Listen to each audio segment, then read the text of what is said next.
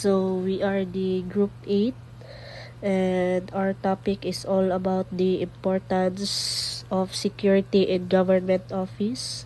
So next, learning objectives. Differentiate between the key components of a comprehensive security framework for government offices, especially physical, information, and personal security, and explain the purpose of each. And analyze the primary reasons why security is critical in government offices, including the need to protect the sensitive information, safeguard personnel, and maintaining public trust. So next, let's get started, no? So security management is crucial in government offices for three major reasons: protecting sensitive information, safeguarding personnel, and maintaining public trust. So sa isa ka government is important jud kayo ang security, no? Kay naa may mga sensitive information nga dapat i-protektaan nila draa, and also sa mga tao pod need po na nila og safety, need po na nila security kay sila pod isa sa mga gina-target sa mga dautan nga tao. So also maintaining public trust. So sa government is important jud kay nila nga ma-maintain nila ang public trust kay sila man nakasalalay ang mga information nga dapat nila i-safeguard sa mga information sa public nga dapat nila i-handle og tarong. So next, we have the three major reasons. So the first is the protecting the sensitive information. So government offices handle a vast amount of classified and sensitive data, including national security secrets, citizen information, and financial records. Without robust security measures, this data is vulnerable to theft, espionage, and cyber attacks. A data breach could lead to severe consequences such compromising national security, violating citizens' privacy, and causing significant financial losses. So sa isa ka government, no, kay naman jud na sila ginahandelan nga huge amount of confidential data, no? This includes everything from the national security secrets and also the financial records to personal information about citizens. So without solid security, no, this data is at risk of being stolen or compromised through espionage or cyber attack, no? So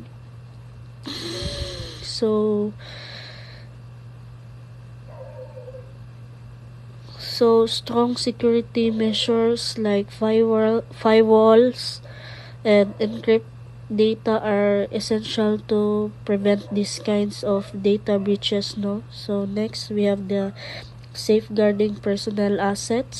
So government buildings and other occupants can be targets for workplace violence, terrorism, or other malicious acts.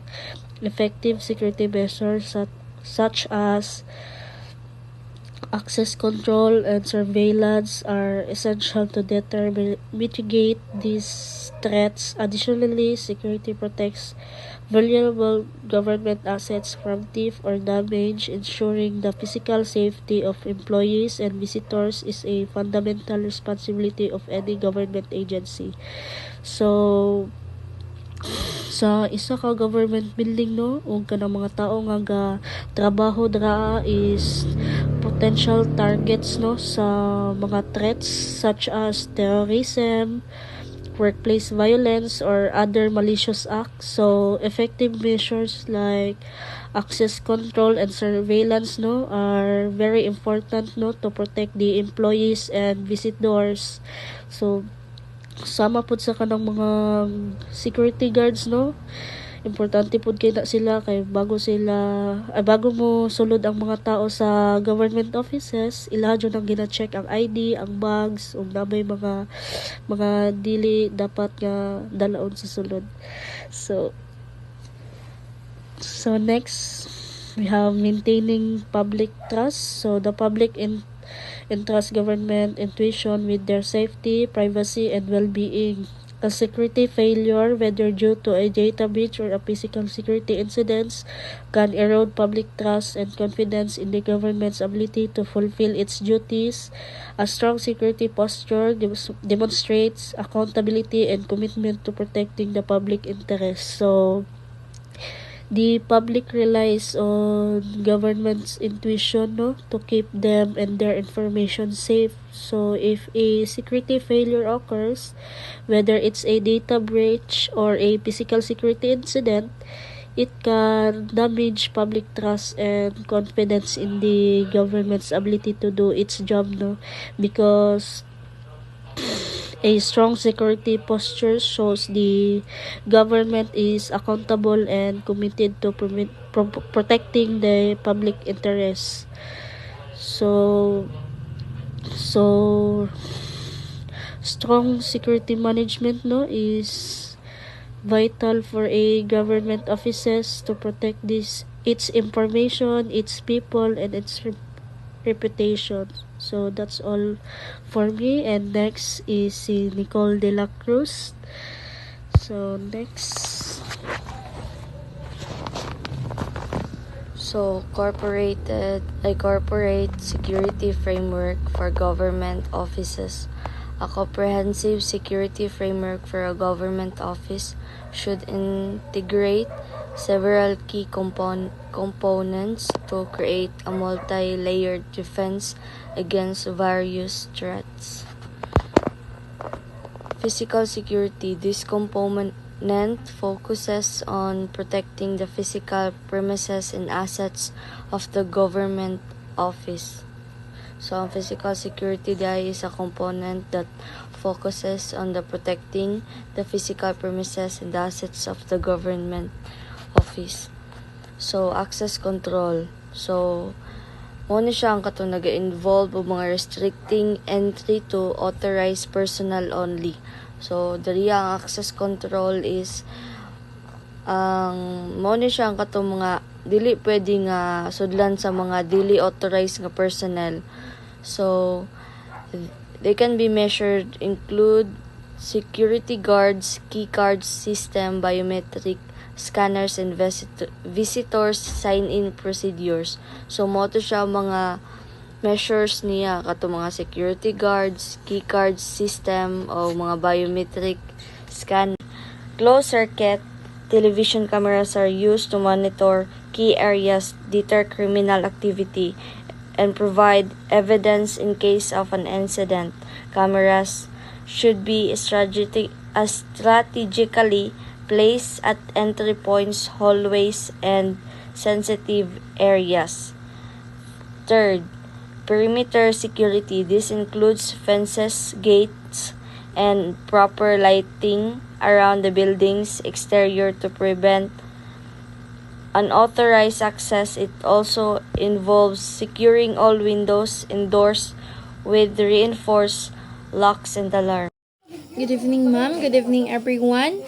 My topic is all about personal security. So this component focuses on the people who work within an organization and their role in maintaining security. So personal security. So kita nga nagtrabaho or dira sa organisasyon.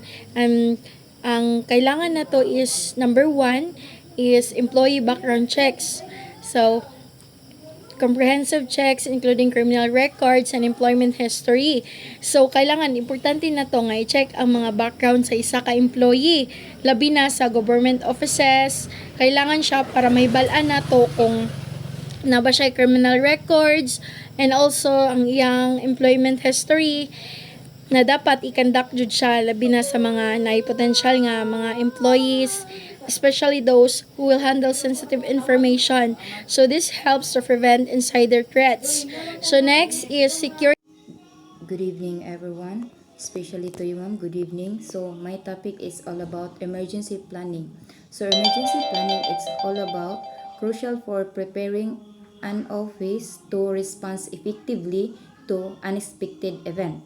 So like file drills. So file drills is regular file drills are essential to ensure all employees are familiar with evacuation routes and also assembly points. And next is evacuation plans. So evacuation plans is details plans for various emergencies like fires, natural disaster, and security threats should be clearly displayed throughout the buildings. I am Sandy Elaine in non-reviews. I am the last reporter, and I will continue the last part of our topic in emergency planning, which is disaster response.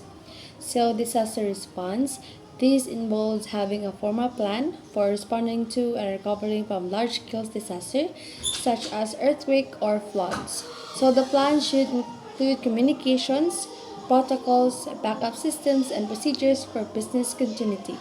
That's all. Thank you.